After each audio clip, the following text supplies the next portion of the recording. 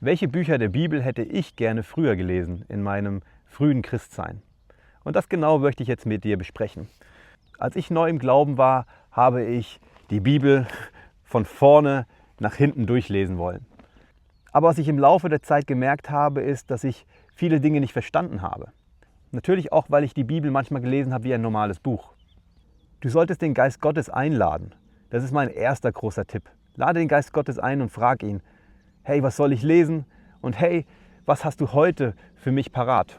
Und dann würde ich anfangen, Psalmen zu lesen. Jeden Tag ein Psalm oder jeden Tag 2 Psalmen, weil sie so ermutigend sind und weil sie dich oftmals dort abholen, wo du gerade stehst.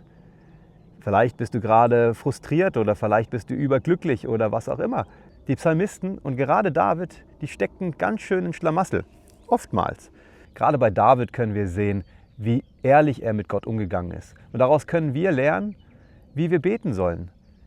Nämlich ehrlich und mit Herz und nicht religiös und fromm. Denn Jesus ist nicht religiös. Er möchte das hören, was dich bewegt und möchte auch genau dort eingreifen mit seiner Macht und mit seiner Kraft, weil er ist dafür gestorben, damit er mit dir reden kann. Und das lesen wir sehr gut und erkennen wir sehr gut in dem Psalm. So würde ich dir das ans Herz legen. Was für mich auch ein großer Schatz geworden ist, ist der Römerbrief. Wir lesen dort, warum wir in Ungnade gefallen sind, aber wir lesen auch, warum wir jetzt wieder gerecht sind und dass wir nichts damit zu tun haben, sondern Jesus in uns. Es nimmt dir sehr viel Stress. Die Bibel ist nicht ein Katalog an Anforderungen an dich, sondern sie soll dir aufzeigen, wie Jesus diesen Anforderungen gerecht geworden ist und dich freisetzt durch das, was er getan hat. Er lebt in dir. Er hat das Werk vollbracht. Er ist Gott gerecht geworden. Und was sollen wir tun? Wir sollen glauben. Wir sollen an ihn glauben, dass er für uns gestorben ist und dass er dieses Sühneopfer für uns ist. Und in diesem Licht können wir die Bibel lesen. Gerade aus dem Licht von Römer 7 und Römer 8. Es ist so schön. Es gibt uns den Schlüssel, wie wir die Bibel verstehen dürfen. Nicht als Anklage, sondern voller Liebe, dass wir Gott sehen in seiner Heiligkeit und dass er mit uns nicht zusammen sein kann, weil er so heilig ist und dass er deswegen seinen Sohn gesandt hat, aus Liebe zu uns und dass er wieder mit uns Beziehung haben kann. Deswegen ist Jesus für uns gestorben, um uns wieder zu versöhnen mit Gott. Jetzt, wo du den Römer gelesen hast, da kann ich dir wirklich empfehlen, eines der Evangelien zu lesen. Wir haben ja Matthäus, Markus, Lukas und Johannes. Da kannst du dir einfach eins aussuchen und es durchstudieren. Und Jesus spricht darin, dass wenn wir ihn erkennen und ihn sehen, dass wir dann auch seinen Vater, also Gott Vater, erkennen dürfen. Es ist einfach wunderschön zu sehen, wie er die Dinge angegangen ist, was auf seinem Herzen war. Und das lesen wir in den Evangelien und sie sind eine wahrhafte, wunderbare Botschaft an uns. Wir dürfen Jesus sehen und wir dürfen seinen Vater erkennen, unseren Vater im Himmel. Und wie sehr er uns liebt.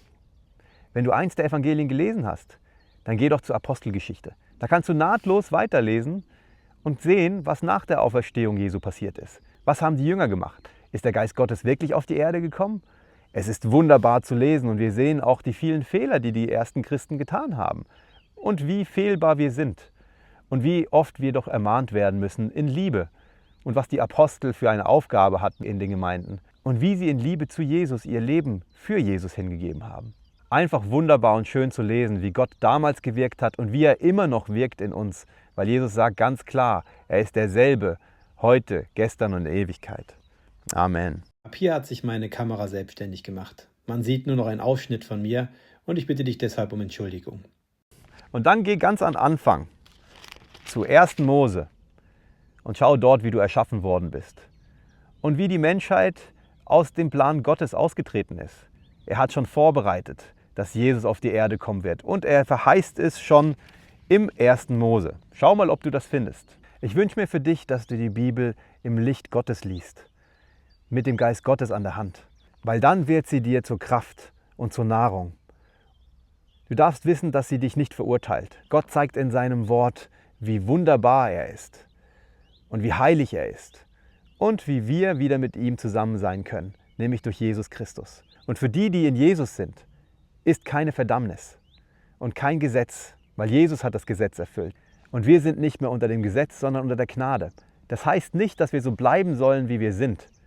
Aber das heißt, dass wir unsere Veränderung in Jesus haben. Ich hoffe, ich konnte dir ein bisschen weiterhelfen. Ciao.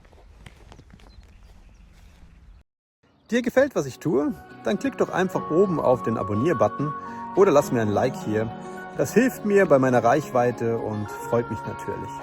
Also dann, ich wünsche dir was und vielleicht beim nächsten Video sehen wir uns wieder.